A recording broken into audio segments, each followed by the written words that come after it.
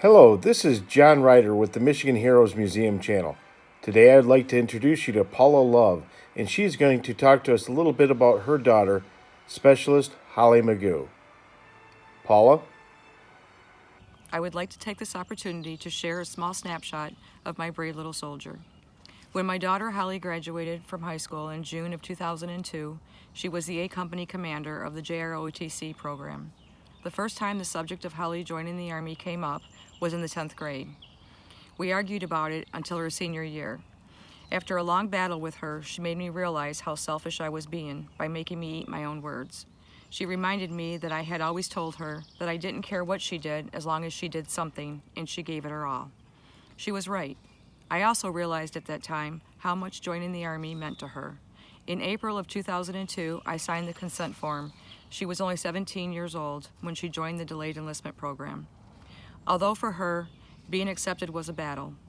Holly had a lazy right eye, and her vision in that eye was very poor.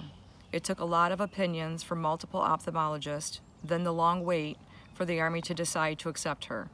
She was very upset at the thought that she may not be able to join, but in the end, she prevailed. She left for boot camp August of 2002. My family and I attended her boot camp graduation at Fort Jackson. We were told by her drill sergeants what a great soldier Holly was, how hard she worked, and how many soldiers that Holly had mentored through their difficult boot camp. Her JROTC training had really helped her because she already knew some of the expectations. She was the only person that I know who thought boot camp was fun. Holly continued at Fort Jackson through her AIT training as a light wheel mechanic. After a short time in her job training, she was made the assistant class leader. She was proud of her accomplishment. In January 2003, Holly was assigned to the 4th Infantry Division, A Company, 4th Forward Support Battalion at Fort Hood. She received her deployment orders in February. That same week, my father, husband, and I headed to Fort Hood to see her before she left for Iraq. I didn't know it at the time, but this was to be the last time that I would see my daughter.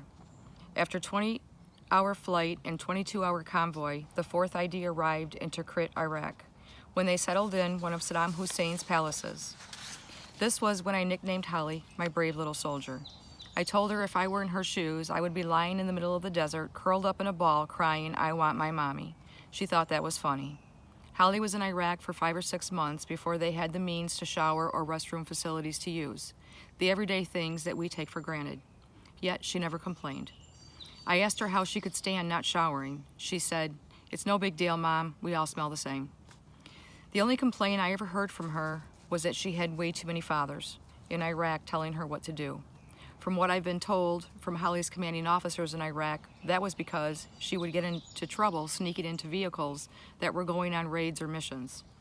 She volunteered for everything, including the 60-mile drive to Kirkuk to pick up parts that fateful day that she was killed, January 31st, 2004. I was told that she wanted to be part of everything. She did not want to be left out of anything. If she had stayed at the palace and just did her job fixing light-wheeled vehicles, she probably would have been safe. But that is not what Holly was about. From her commanding officers, I know that she assisted on many raids and missions. That was what Holly was all about. I guess I didn't realize exactly just how brave she was when I nicknamed her my brave little soldier. During the raid of a building that contained children, Holly and another soldier taught 15 kids in the building how to play Duck Duck Goose. She said when they were done playing, the kids were calling it Duck Duck Alibaba. While she was telling me the story on the phone, you couldn't help but hear the excitement in her voice. She had, for a short time, brought big smiles to these small children's faces.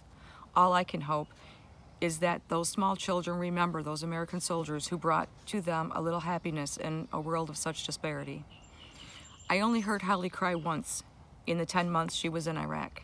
I received a call after Holly had attended a memorial service for PFC Analora Esparza, Holly's roommate and battle buddy.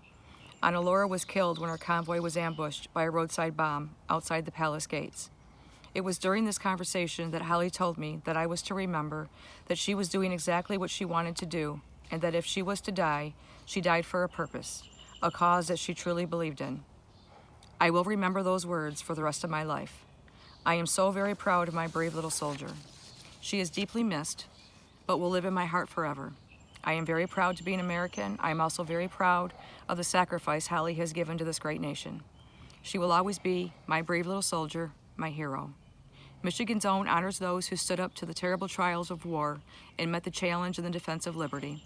The museum pays tribute to the heroism of those who died in our nation's wars, advancing the great cause of human freedom, and to the brave men and women serving our great nation today. Our freedom should never be taken for granted. It is not free.